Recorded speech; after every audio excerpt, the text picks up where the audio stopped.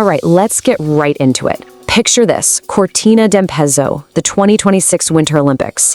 Mikaela Shiffrin, a name that's basically become synonymous with skiing greatness, has just pulled off something incredible.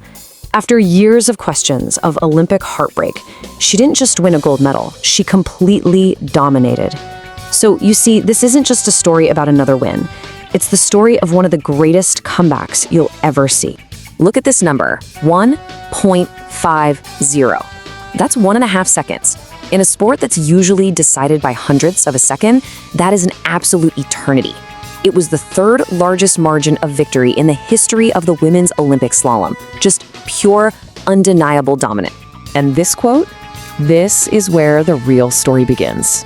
Shiffrin said this right after the race, and it tells you everything you need to know. This win was different. The gold medal, that wasn't the source of her pride. It was the result of it. The real victory, the one that mattered most, had already been won before she even kicked out of the starting gate. To really get the weight of that gold medal in Cortina, we have to rewind. We've got to go back and understand the struggle that came before it. Because this wasn't just another race. Not even close. It was the end of a long, frustrating, and very, very public journey. Okay, so look at this timeline. That gap is everything. She wins gold in Sochi as an 18-year-old phenom, a prodigy. But then, Pyeongchang in 2018 was a letdown. And then came the absolute shock of Beijing in 2022. She was the favorite in so many events, and she walked away with 0 medals after a string of mistakes no one saw coming. For the greatest slalom skier of all time, this was more than just a loss. It felt like a public unraveling. So this was the question on everyone's mind. The media, the fans, and you have to believe, deep down, maybe even Shiffrin herself. Had the pressure of the Olympics just gotten to be too much? Was her time on top of that podium over? And that brings us to the real battlefield, because it wasn't really Shiffrin against the clock or the other skiers. No, the biggest fight was the one happening inside. It was a battle of mind over mountain, of staying calm when all that pressure is crashing down on you. This right here, this mindset is so important. She had to totally reframe how she thought about winning and losing. To get back to the top, she had to truly accept that failure was possible. She had to understand that in skiing, you lose way more often than you win. And that acceptance, well, that became her armor. And of course, she didn't do it alone. She spent endless hours getting ready, not just physically, but mentally, with this incredible support system around her. Her team, her family, and especially her mom and her psychologist. They were all absolutely crucial in helping her find that right headspace again. So here's the key. She changed her focus. It stopped being about the medal or what everyone expected or her legacy. It just came down to the pure, simple act of skiing. 47 seconds of making perfect turns.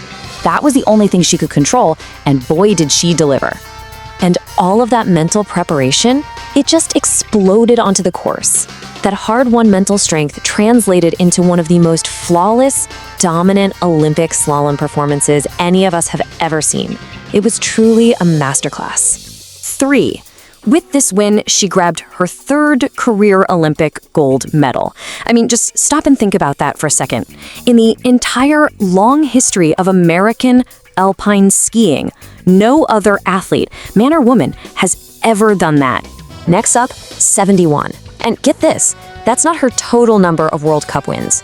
That's the number of races she's won in slalom alone. It is a mind-boggling record, more than any other skier ever in a single discipline. And finally, 9.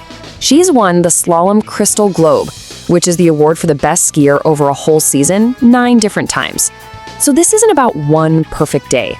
It's about complete and utter dominance, season after season after season. This pretty much says it all, doesn't it?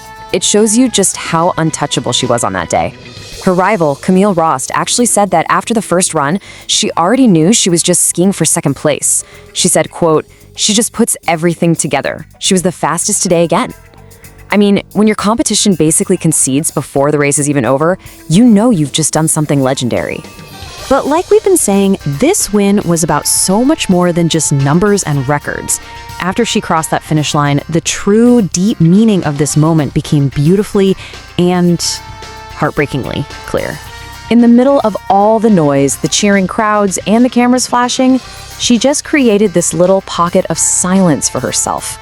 She crouched down on her skis, put her head between her knees, and just took a quiet, personal moment. A moment for her late father, Jeff. Wow. Her words here, they're just so powerful.